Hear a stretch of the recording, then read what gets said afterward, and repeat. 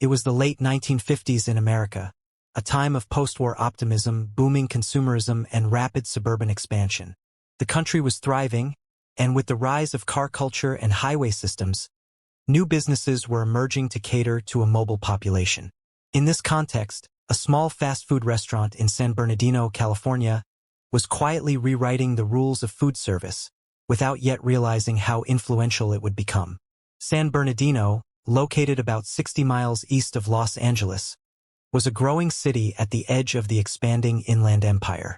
It was known for its citrus groves, railroads, and a steady influx of families seeking a better life in the West. Amidst the orange trees and open land, a modest burger stand stood out not because of its size, but because of its revolutionary approach to serving food quickly and efficiently. The story began with two brothers, Richard and Maurice McDonald. Originally from New Hampshire, they had moved west in search of opportunity, like so many others during the Great Migration to California. In 1940, they opened their first drive-in restaurant in San Bernardino, a place that served a wide menu, complete with car hops who delivered food directly to customers' cars. But after experiencing challenges with slow service and messy operations, the brothers decided to rethink their business model. Inspired by the efficiency of assembly lines, especially those used in automobile manufacturing, they redesigned their restaurant into a streamlined, no-frills establishment focused on speed, consistency, and affordability. They cut down the menu to just a few items, eliminated table service, and optimized every step of food preparation. This new system became known as the Speedy Service System, introduced in 1948. Instead of waiters or car hops, customers placed their orders at a walk-up window. Burgers, fries, and drinks were prepared rapidly and with precision. There were no forks or knives. Everything was designed to be eaten on the go. This innovation drastically reduced costs and increased turnover, allowing them to offer cheaper prices and serve more people in less time. The results were impressive. By focusing on simplicity and efficiency, the McDonald brothers created a restaurant that could serve hundreds of customers during lunch hours alone. Their burgers were uniform in quality, their service was lightning fast, and their pricing was unbeatable. Word spread quickly, and soon, the little red and white stand on Route 66 became a local sensation. Despite its success, the brothers had no ambitions of building a chain or expanding beyond San Bernardino. To them, McDonald's was a profitable local business, not a national brand. They were content running one location, perfecting their system, and enjoying the fruits of their labor. What they didn't realize was that their creation had caught the attention of someone far more ambitious than they were. That someone was Raymond Albert Kroc, a traveling salesman from Illinois who spent most of his career selling paper cups and milkshake machines. At the time, he was working for the Multimixer Company, which produced a machine that could make 5 milkshakes at once. He heard about a restaurant in California that had ordered 8 of these machines, an unusual order for such a small place, and became curious about what kind of operation could justify that level of demand. Ray Kroc was already in his 50s when he first visited the McDonald's restaurant in San Bernardino. He wasn't looking to change industries or reinvent himself. He was simply following up on a customer inquiry. But what he saw that day changed the course of his life. He walked into a highly organized kitchen where workers operated like clockwork, delivering food faster than any other restaurant he had ever seen. Kroc was fascinated by the efficiency of the operation. He watched as burgers were flipped in synchronized movements, fries were cooked and salted with precision, and drinks were handed over without delay. The entire process was choreographed like a factory line, clean, fast, and repeatable. He realized immediately that this wasn't just a good burger joint. It was a scalable business model waiting to expand. Unlike the brothers, who were content with their single store, Ray Kroc saw something bigger. He envisioned dozens, maybe even hundreds, of McDonald's restaurants across the country, all operating under the same strict standards, offering the same high-quality food, and delivering the same customer experience everywhere.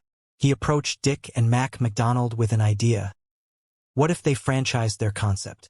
The brothers were hesitant. They had tried franchising before, and it hadn't worked out well. One of their early attempts in Phoenix failed because the franchisee deviated from their system, leading to poor quality and dissatisfied customers. For the McDonald brothers, consistency was non-negotiable, and they feared losing control if they expanded too quickly. Still, they agreed to let Kroc try under strict conditions. In 1955, Ray Kroc opened the first official McDonald's franchise in Des Plaines, Illinois, just outside Chicago. He took great care to replicate every detail from the original restaurant. The layout, the menu, the uniforms, and even the signage. His goal was simple: prove that the McDonald's system could work anywhere, not just in California. And it did. The Des Plaines location was an instant hit, drawing crowds and generating profits. Encouraged by the success, Kroc pushed forward with his vision. He founded the McDonald's Corporation and began aggressively seeking franchisees willing to follow his strict operational guidelines. He hired consultants, developed training manuals, and established supply chains to ensure uniformity across locations. Every burger, fry, and shake had to meet the same standard, no exceptions. What started as a simple visit to a small burger stand in California had sparked a transformation. Ray Kroc was no longer just a salesman. He was now a businessman with a mission. While the McDonald brothers remained in San Bernardino, unaware of how quickly things were moving, Kroc was laying the foundation for what would soon become one of the most powerful brands in the world.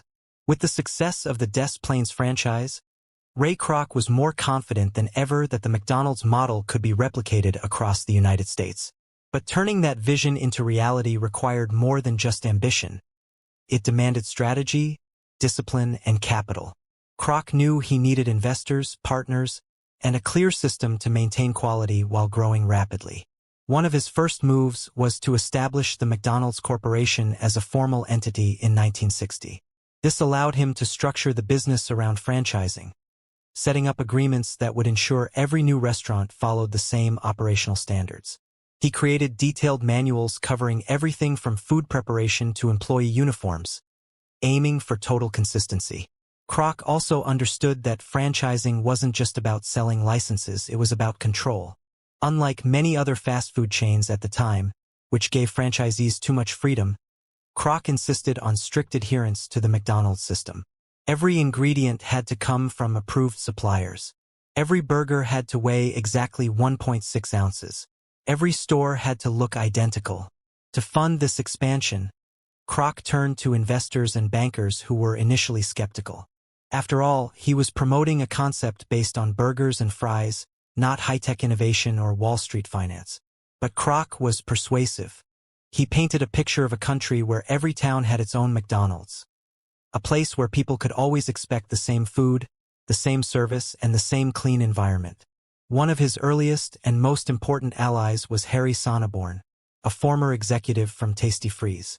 Sonneborn brought financial expertise to the table and helped Kroc restructure the company's finances. He proposed a revolutionary idea. Instead of simply collecting franchise fees, McDonald's should buy the land where restaurants were built and lease it back to franchisees.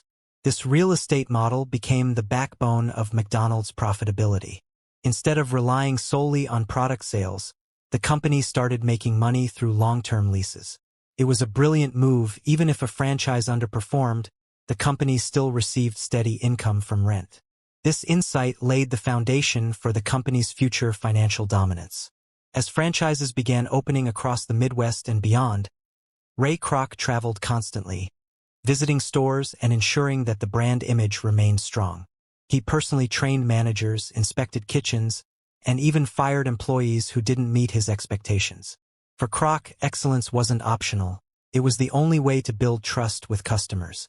Despite the growing success, tensions between Kroc and the McDonald brothers were beginning to surface. While Kroc saw himself as the driving force behind the brand's national growth, Dick and Mac McDonald still held the original trademark and had a very different vision for how their company should expand, or whether it should expand at all. The brothers had agreed to let Kroc use the McDonald's name and system, but they were uncomfortable with how far he was taking things. They wanted to keep the brand small and local, preserving the values they had built over decades. Kroc, on the other hand, believed that limiting growth would mean missing out on something historic, a chance to redefine American dining forever. Disagreements over menu changes, marketing strategies, and operational decisions began to pile up. The brothers resisted Kroc's push for aggressive advertising, fearing it would attract the wrong kind of attention. They also disapproved of some of the franchisees he selected, believing they lacked the character and commitment needed to represent the McDonald's brand. Meanwhile, Kroc grew increasingly frustrated with what he saw as the brothers' outdated thinking. He felt constrained by their control over the original trademark and worried that their reluctance to scale would eventually undermine everything he had worked for. He began looking for ways to take full control of the brand, even if it meant cutting ties with its founders. In 1961, after years of negotiation and mounting pressure, Kroc made a bold move. He offered to buy out the McDonald brothers for $2.7 million, a massive sum at the time. The deal was finalized, giving Kroc complete ownership of the McDonald's brand, systems, and trademarks. The brothers kept their original restaurant in San Bernardino but no longer had any say in the direction of the growing empire. For Kroc, this was a turning point. Now free from the influence of the McDonald brothers, he could fully implement his vision without compromise. He moved quickly to standardize operations, improve supply chains, and launch national advertising campaigns. The Golden Arches, once a modest roadside symbol, were becoming a global icon. However, the departure of the brothers left a void in the company's identity. Many loyal employees and franchisees questioned whether the soul of McDonald's was being lost in the pursuit of growth. Kroc, aware of these concerns, made sure to preserve the core values of speed, cleanliness, and affordability, even as he pushed the company toward unprecedented levels of expansion. By the early 1960s, McDonald's was no longer just a fast food chain, it was a movement. With hundreds of locations opening across the U.S., Ray Kroc had proven that a simple burger stand from California could become a nationwide phenomenon. But the journey was far from over. In fact, the most transformative chapters of the McDonald's story were yet to come. With full control of the McDonald's brand in his hands, Ray Kroc wasted no time pushing forward with his vision. Now free from the influence of the McDonald brothers, he was determined to make McDonald's not just another fast food chain, but a household name across America. He believed that branding, consistency, and marketing would be the keys to transforming the company into a cultural phenomenon. One of Kroc's first major moves was to invest heavily in advertising. In the early 1960s, television was becoming a dominant force in American households, and Kroc saw it as the perfect platform to reach millions. He partnered with ad agencies to create catchy jingles, memorable mascots, and commercials that targeted children and families, two key demographics for the future success of the brand. In 1963, one of the most iconic characters in fast food history made his debut, Ronald McDonald. Originally created for a local Philadelphia station, the character quickly gained popularity and became part of national campaigns. With his red hair, oversized shoes, and cheerful personality, Ronald brought a sense of fun and familiarity to the McDonald's brand, making it more approachable for younger customers. But Kroc knew that marketing alone wouldn't sustain long-term growth. He wanted every customer experience to feel exactly the same, no matter where they were in the country. To ensure this, he established the Hamburger University in 1961, located in Elk Grove Village, Illinois. This training center became the foundation for standardized operations, teaching franchisees how to run their restaurants according to strict McDonald's guidelines. The curriculum at Hamburger University covered everything from cooking times to customer service and even included courses on leadership and management. Graduates received diplomas and were expected to apply what they learned rigorously. This emphasis on education and discipline helped maintain the quality and efficiency that had made the original San Bernardino location so successful. As the number of locations grew, so did the demand for supplies. Kroc understood that having reliable vendors was essential to maintaining consistency and keeping costs low. He began forming exclusive partnerships with suppliers who could meet McDonald's high standards. This led to the creation of a powerful supply chain network, one that could support thousands of stores nationwide. One of the most important relationships Kroc developed was with Ray L. Thompson, a former executive who became president of McDonald's in 1966. Under Thompson's leadership, the company expanded its menu, improved packaging, and introduced new technologies like drive-through windows and automated cooking equipment. These innovations helped keep McDonald's ahead of its competition and further cemented its place in American life. Another milestone came in 1968 with the introduction of the Big Mac. Created by franchisee Jim Delagatti in Uniontown, Pennsylvania, the sandwich was initially met with skepticism at corporate headquarters. But after testing its popularity, McDonald's decided to roll it out nationally. It became an instant hit and remains one of the most famous burgers in the world to this day. The Big Mac wasn't just a product, it was a symbol of how McDonald's was evolving. While the original menu had been intentionally simple, the growing appetite of American consumers called for variety. Kroc approved new items cautiously, always ensuring that any additions aligned with the company's core values of speed, affordability, and consistency. By the mid-1960s, McDonald's was opening a new store every few days. The Golden Arches, once a modest roadside design, were now appearing in cities and towns across the country. The architecture was uniform, the signage unmistakable, and the promise of a quick, clean meal became synonymous with the McDonald's name. Kroc also focused on creating a welcoming environment for families. Unlike many other fast food spots, McDonald's restaurants were designed to be bright, clean, and friendly. Play areas started appearing in some locations, and the company began emphasizing convenience for parents looking for a quick yet enjoyable dining experience for their children. This family-friendly image played a crucial role in shaping the brand's identity. McDonald's wasn't just feeding people. It was becoming a part of everyday American life. Birthdays, school trips, and post-game celebrations all found their way into McDonald's restaurants, reinforcing the idea that the brand was more than just a burger joint. At the same time, Kroc remained deeply involved in daily operations. He visited stores frequently, often showing up unannounced to inspect kitchens and speak with employees. His attention to detail was legendary. If he saw litter outside a restaurant or noticed slow service, he would call the manager directly and demand immediate improvements. Despite his tough demeanor, Kroc inspired loyalty among many of his employees. Those who stayed with him through the early years of expansion often rose through the ranks, becoming leaders in the company. One such figure was Fred L. Turner, who joined McDonald's as a manager in 1956 and eventually became CEO, playing a pivotal role in guiding the company through its next phase of growth. By the end of the 1960s, McDonald's had become a true American institution. What had started as a small burger stand in California was now a national powerhouse, with hundreds of locations and a recognizable brand identity. But for Ray Kroc, the journey was far from over. The next chapter would take the Golden Arches beyond U.S. borders and into the global stage. By the early 1970s, McDonald's had firmly established itself as a dominant force in American fast food. With over 3,000 locations across the United States, the Golden Arches were now a familiar sight along highways and in shopping centers from coast to coast. But for Ray Kroc, this was only the beginning.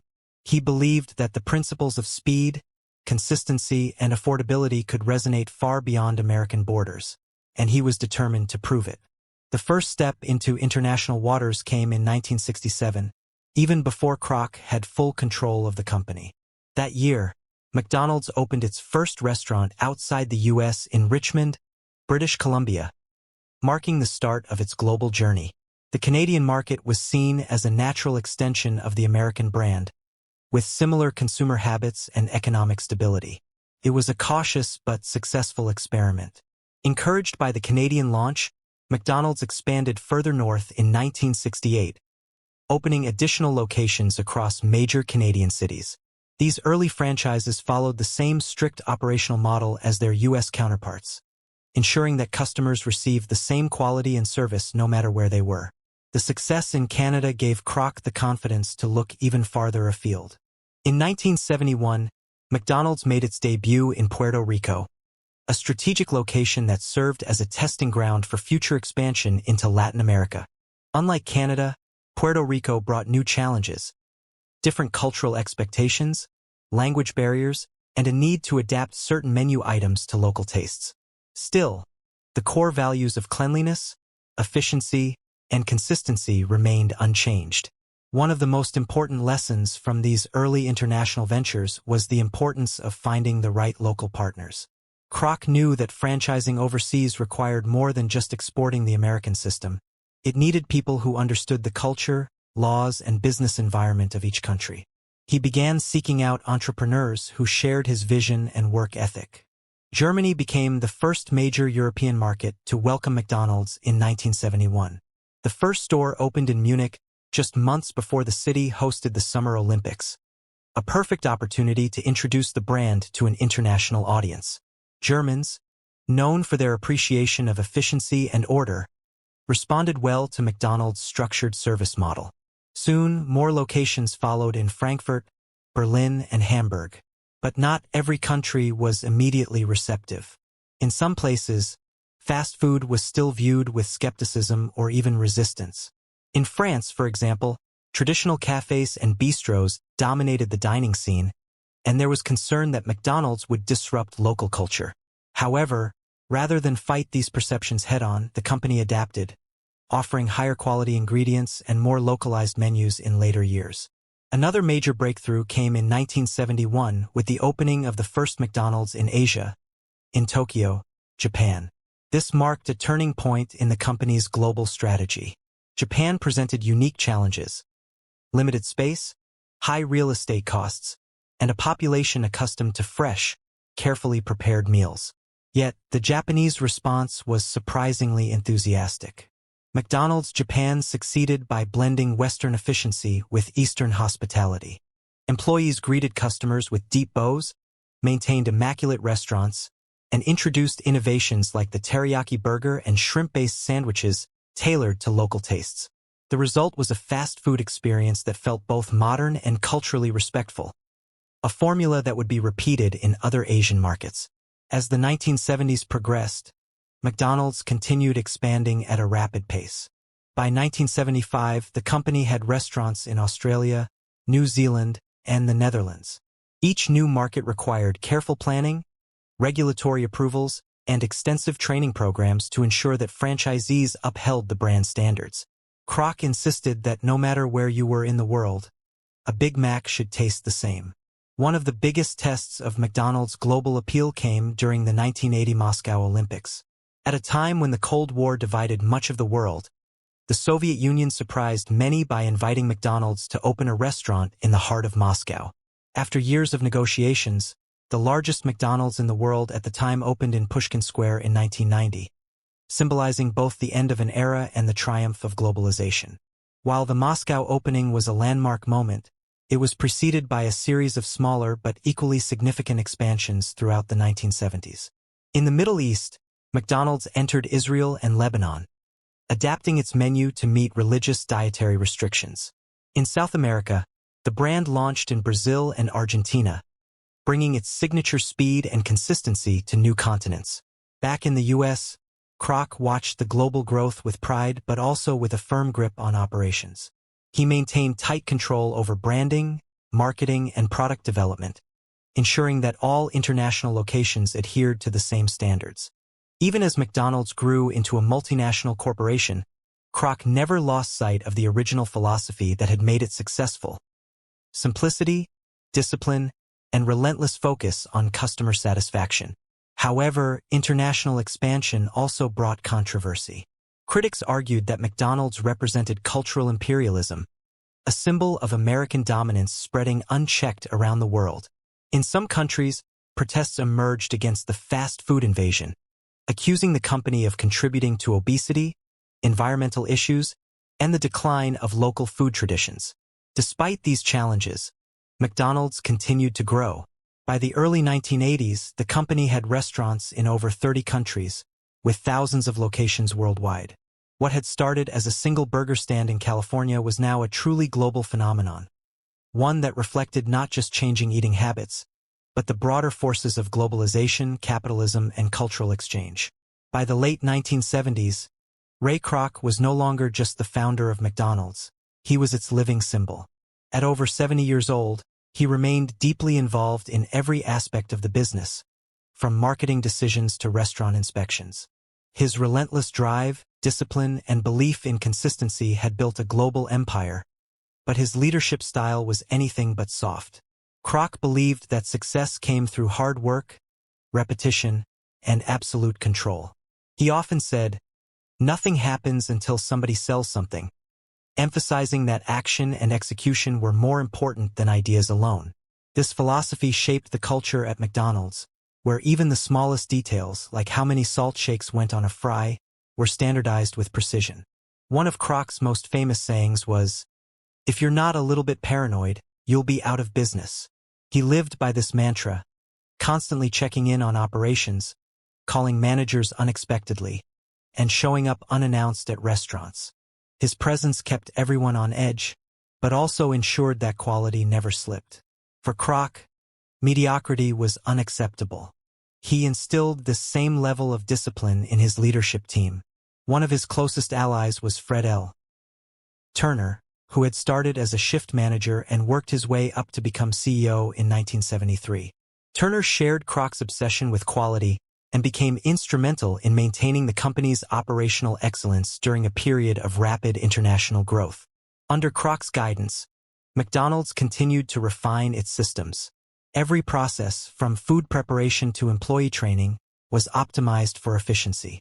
The company invested heavily in research and development, ensuring that new products could be introduced without disrupting the flow of service or compromising standards. Kroc also believed strongly in branding and image.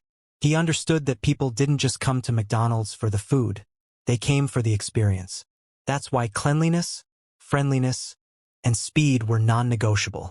If a restaurant failed an inspection, Kroc would personally intervene, sometimes even firing managers on the spot if he felt they weren't meeting expectations. Despite his tough exterior, Kroc cared deeply about his employees, especially those who showed loyalty and dedication. He often praised hardworking franchisees and store managers, giving them recognition in company meetings and newsletters. Many who worked closely with him spoke of his generosity, humor, and ability to remember small details about their lives. Kroc was also known for his unconventional wisdom. He published his autobiography in 1977 titled Grinding It Out, The Making of McDonald's, which offered insights into his business philosophy. In it, he wrote about perseverance, timing, and the importance of learning from failure. The book became a bestseller and is still referenced today by entrepreneurs around the world. His leadership extended beyond the boardroom. In 1974, Kroc purchased the San Diego Padres baseball team, bringing his business acumen to sports. He believed that running a restaurant and managing a sports team required the same principles: discipline, consistency, and attention to detail. Under his ownership, the Padres underwent major renovations and improved both financially and competitively. Even as he aged, Kroc refused to slow down. He traveled frequently, visited stores, and gave motivational speeches to franchisees and employees. His energy was legendary, and he often joked that coffee and cigarettes were the secret to his stamina, though doctors eventually convinced him to give up smoking in his later years. In the late 1970s, Kroc began stepping back from day-to-day operations, but his influence remained strong. He mentored future leaders and made sure that the values he had built into the company would endure long after he was gone. He wanted McDonald's to be more than just a fast food chain. He wanted it to be a symbol of American innovation and entrepreneurship. As the 1980s approached, Kroc faced personal health challenges, but he remained active in public appearances and company events. Even when confined to a wheelchair, he continued offering advice and keeping tabs on the business. His final public appearance was at the 1983 shareholders' meeting, where he received a standing ovation, a testament to the respect and admiration he commanded. Ray Kroc passed away on January 14, 1984, at the age of 81. His death marked the end of an era, but his legacy lived on. Thousands of employees, franchisees, and customers mourned his passing, recognizing that the man behind the golden arches had changed the way the world ate. After his death, tributes poured in from across the business world. Leaders in franchising, retail, and hospitality acknowledged his contributions to modern commerce. His story, from a struggling salesman to the head of one of the most powerful brands in history, became a blueprint for ambition and perseverance. Today, Ray Kroc is remembered not just as a businessman but as a visionary. His relentless pursuit of excellence, his belief in systems, and his understanding of branding helped shape not only McDonald's but the entire fast food industry. Though decades have passed since his time, his voice can still be heard in the kitchens of McDonald's restaurants around the world. Quality, service, cleanliness, and value. QSCV. That's what makes us successful. With the 1980s came a new chapter for McDonald's. The Golden Arches were now a global brand, present in over 60 countries and serving millions of customers every day. But as the world changed, so did consumer expectations, and McDonald's had to evolve with it. The 1980s and 1990s would test the company like never before, forcing it to rethink its image, expand strategically, and face growing criticism. Fred L.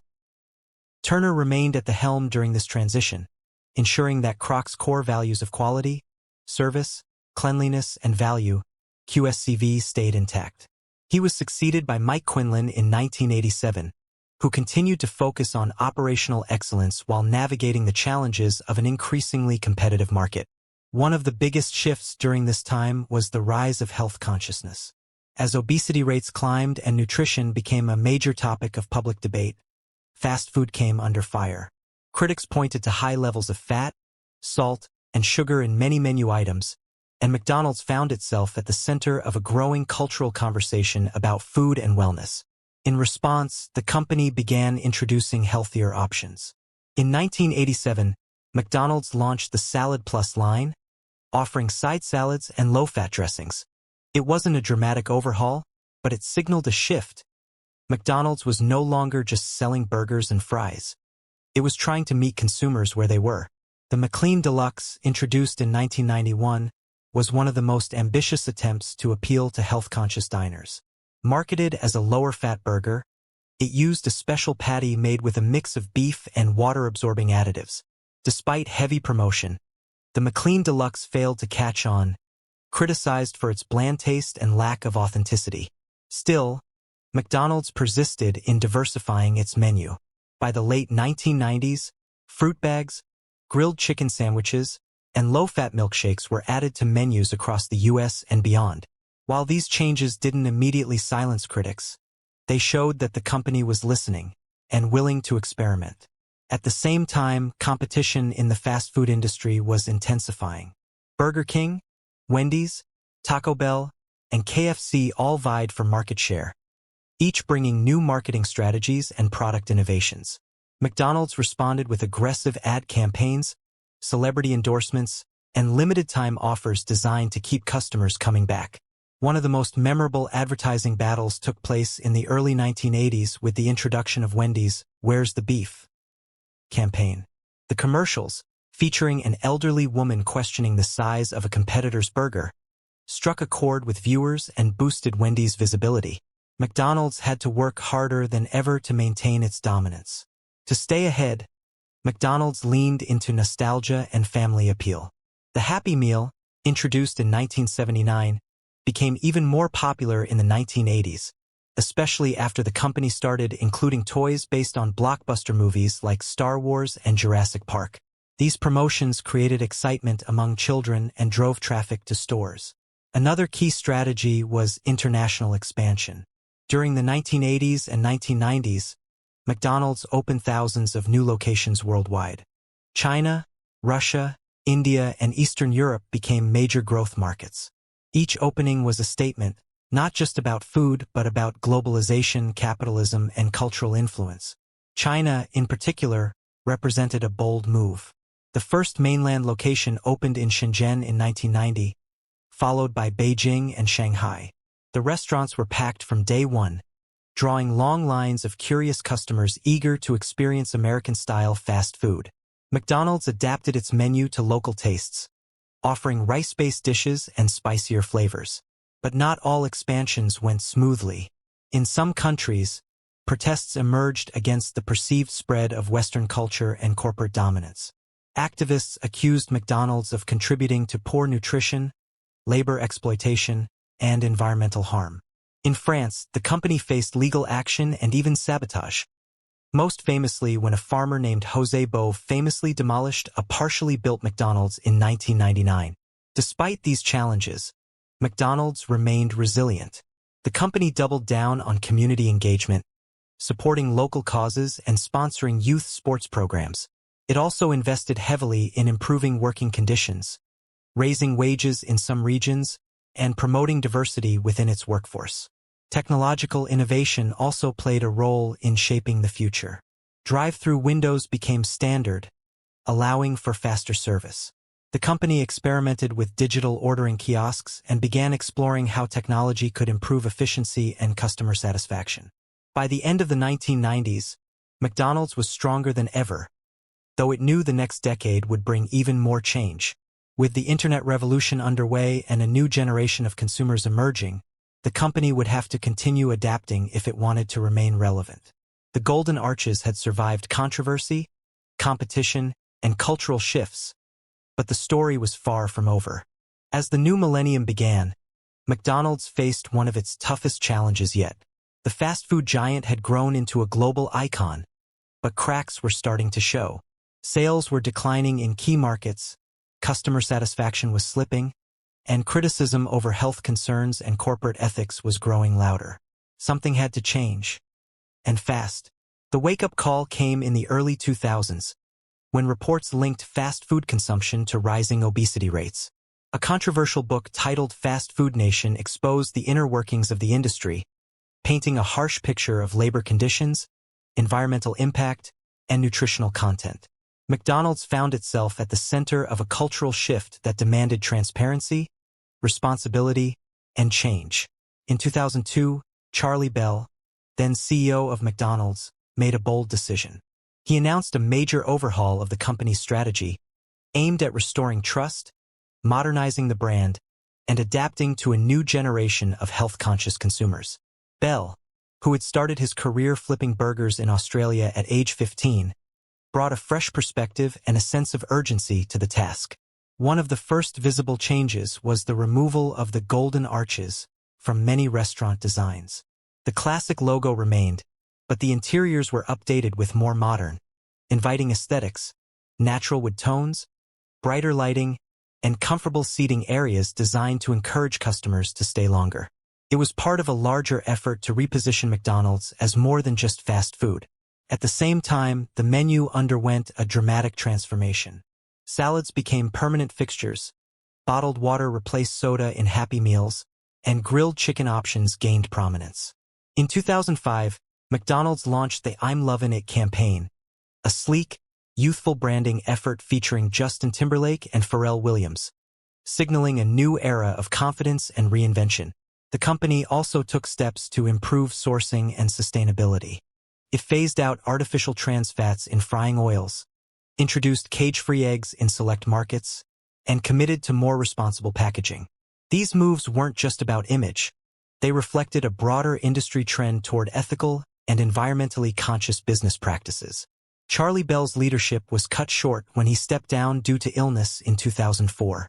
He passed away later that year at the age of 44, leaving behind a legacy of innovation and determination.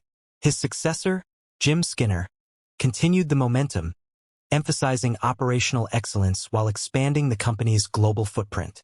Under Skinner's leadership, McDonald's doubled down on international growth. By the mid-2000s, more than half of all new restaurants were opening outside the U.S., particularly in China, Russia, India, and the Middle East. Each market required careful adaptation, from vegetarian-only menus in India to premium coffee offerings in Italy, proving that McDonald's could be both global and local at the same time. Technology also became a major focus. McDonald's introduced self-service kiosks in Europe, allowing customers to customize their orders without waiting in line. Mobile ordering apps followed soon after, giving users the ability to place meals ahead of time and skip the counter altogether. These innovations position McDonald's not just as a fast food chain, but as a tech-savvy competitor in the digital economy. Another significant move came in 2006 with the introduction of McCafe, a dedicated coffee and bakery concept inside existing McDonald's locations.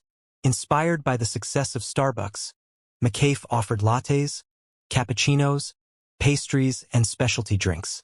It was an immediate hit, especially among older customers and those looking for a casual coffee break.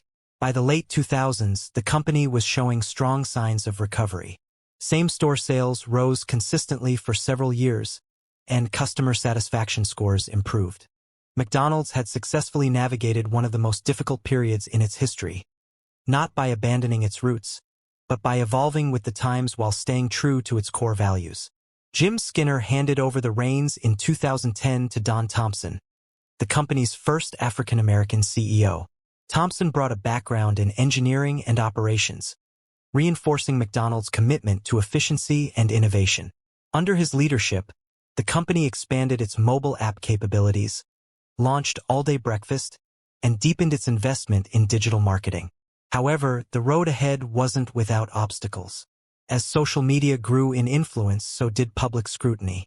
Customers began calling out inconsistencies in service, ingredient sourcing, and even franchisee treatment. Viral videos and online campaigns forced McDonald's to respond quickly and transparently, often leading to policy changes within days or weeks. Still, the company remained agile. It embraced digital storytelling through YouTube, Instagram, and TikTok, reaching younger audiences with humorous, engaging content. Campaigns like Famous Orders, which highlighted celebrity meal combinations, helped humanize the brand and connect with pop culture in new ways. By the end of the 2000s, McDonald's had transformed itself once again. From a struggling giant facing backlash and decline, it had emerged stronger, smarter, and more adaptable. The Golden Arches were no longer just a symbol of speed and convenience. They now represented resilience, evolution, and the power of reinvention in a rapidly changing world. As the 2010s began, McDonald's was no longer just a fast food chain. It had become a global lifestyle brand. With over 35,000 locations worldwide and annual revenues exceeding $27 billion, the company had solidified its place in modern culture. But with new technology disrupting nearly every industry, McDonald's knew it had to evolve once again, this time by embracing digital innovation at every level. Don Thompson became CEO in 2012, bringing a strong background in engineering and operations. He recognized that convenience and personalization were becoming key drivers of consumer behavior. Under his leadership, McDonald's accelerated its investment in mobile apps, digital menus, and self-service kiosks, all designed to make the customer experience faster, smarter, and more tailored. One of the most significant moves came in 2014 when McDonald's launched its first official mobile app. The app allowed users to place orders ahead of time, skip the counter, and pick up their meals without waiting.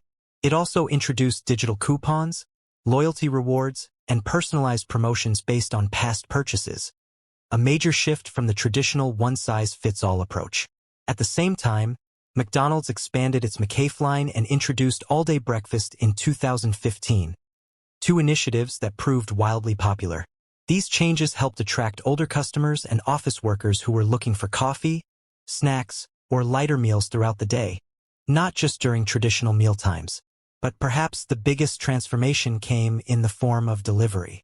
In 2016, McDonald's partnered with Uber Eats to test food delivery in select U.S. markets. This marked a dramatic shift in how people could access McDonald's.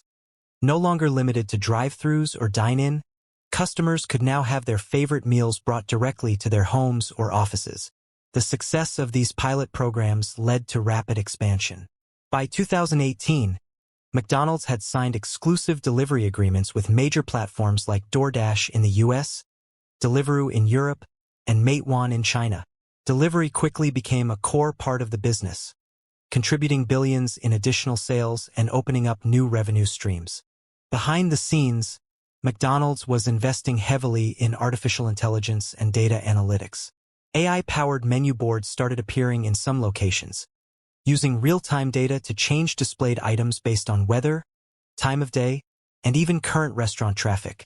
This dynamic pricing and promotion strategy boosted average order sizes and improved efficiency.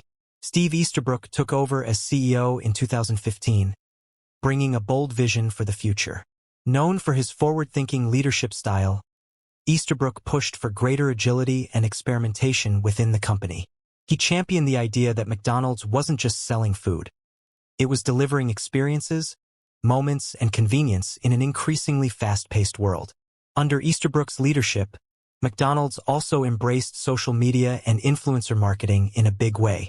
Campaigns featuring celebrities like Travis Scott, BTS, and J Balvin went viral, drawing younger audiences and creating buzz around classic menu items. The Famous Orders campaign, which highlighted custom meal combinations created by public figures, became a hit across platforms like TikTok and Instagram. In addition to digital transformation, sustainability became a growing priority. McDonald's committed to sourcing 100% cage-free eggs by 2025, eliminated plastic straws in many countries, and pledged to reduce greenhouse gas emissions from restaurants and supply chains. These efforts aligned with a broader global movement toward responsible business practices. Franchisees were also brought into the digital fold. McDonald's provided training, tools, and support to help local owners adapt to new technologies. From point-of-sale systems to staff scheduling apps, the company ensured that even small locations could benefit from the same digital advancements as flagship stores. Another major milestone came in 2019 with the launch of Dynamic Yield, a tech startup acquired by McDonald's to power its personalized digital experiences. This acquisition gave McDonald's access to cutting-edge machine learning capabilities, allowing it to tailor recommendations, optimize pricing, and improve customer engagement across all digital channels. Even internal operations underwent a digital overhaul. Employees were trained using interactive digital platforms, and managers used real-time dashboards to monitor performance metrics. This data-driven approach helped maintain consistency while enabling quicker decision-making and problem-solving at the store level. Despite these successes, the decade wasn't without controversy. In 2019, Steve Easterbrook was removed from his position as CEO due to a personal relationship with an employee, a violation of company policy. His departure was a reminder that even the most innovative companies must uphold strong ethical standards and corporate governance.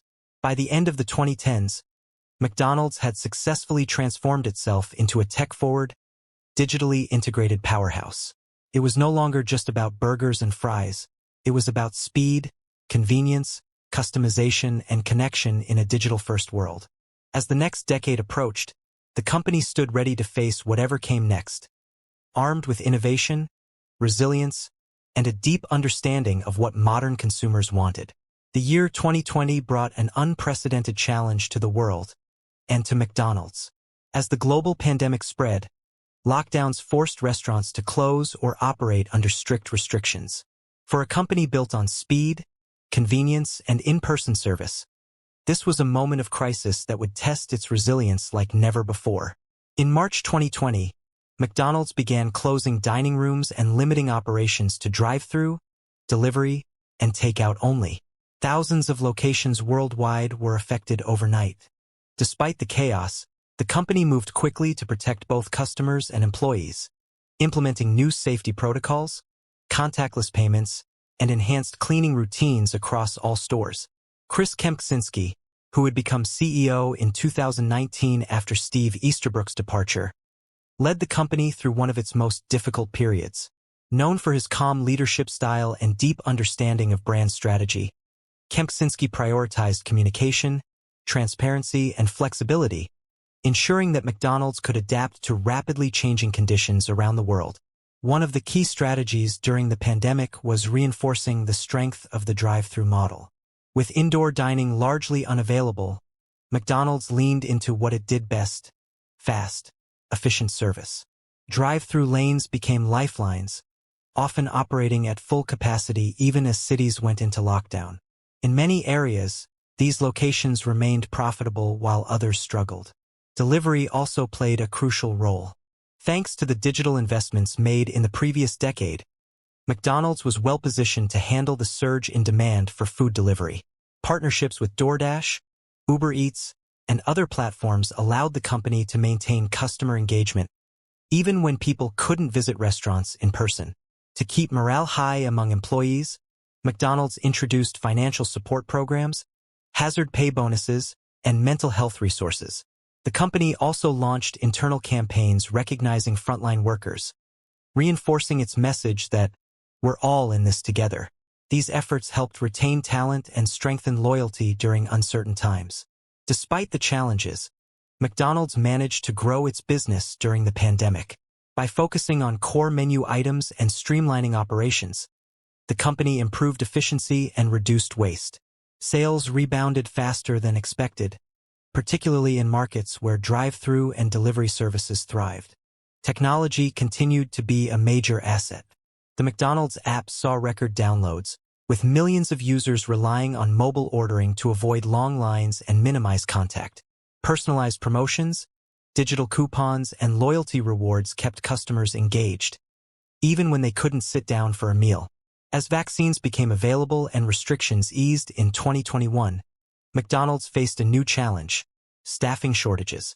Like many industries, the restaurant sector struggled to hire enough workers to meet demand. To attract talent, the company increased wages, expanded training programs, and offered flexible scheduling options, showing a more human side of its corporate identity. At the same time, McDonald's doubled down on automation. Self-service kiosks became more common in high-traffic locations, reducing wait times and improving order accuracy. Some stores experimented with robotic kitchen assistants, AI-driven inventory systems, and voice ordering technology, laying the groundwork for the next phase of digital transformation. Menu innovation also played a role in recovery. McDonald's introduced limited-time offers that created excitement and drove foot traffic. The return of popular items like the McFlurry, the spicy chicken sandwich, and seasonal favorites gave customers reasons to come back. Collaborations with celebrities and influencers, such as BTS and Travis Scott, continued to generate massive online buzz. Sustainability remained a priority even amid crisis. McDonald's committed to making all packaging from renewable, recycled, or certified sources by 2025. It also expanded plant-based options globally, launching the McPlant in select markets, a move aimed at appealing to environmentally conscious consumers and capturing growth in the alternative protein space. By 2022, McDonald's had not only survived the pandemic, it had emerged stronger. Sales hit record highs, digital adoption reached new levels, and the company proved its ability to adapt in the face of extreme disruption. The Golden Arches had once again shown their resilience, proving that even in a global crisis, people still wanted a taste of familiarity and comfort. Looking ahead, McDonald's focused on building a future-ready business. Investments in artificial intelligence, robotics, and data analytics accelerated. The company explored drone deliveries, voice-activated ordering, and hyperlocal marketing, all designed to make the customer experience even smoother and more personalized. As the world entered 2023, McDonald's stood at the edge of a new era. The pandemic had changed consumer behavior forever, but the company had proven that it could evolve without losing its essence. Fast, friendly, and always accessible, McDonald's wasn't just surviving in a post-pandemic world. It was leading the way into the future of food. In 2024, McDonald's remains one of the most recognizable brands in the world. With over 40,000 locations across more than 100 countries, it serves approximately 69 million people every day, a number larger than the population of many nations. But as the world continues to change, so does McDonald's. The company is no longer just about burgers and fries. It's about innovation, sustainability, and staying ahead of the curve. Chris Kempczynski, now firmly established as CEO, has continued to lead with a focus on long-term growth and brand integrity. Under his leadership, McDonald's has embraced artificial intelligence, robotics, and data-driven decision-making, transforming from a fast food chain into a tech-integrated global enterprise. One of the most visible changes in recent years has been the rise of automation.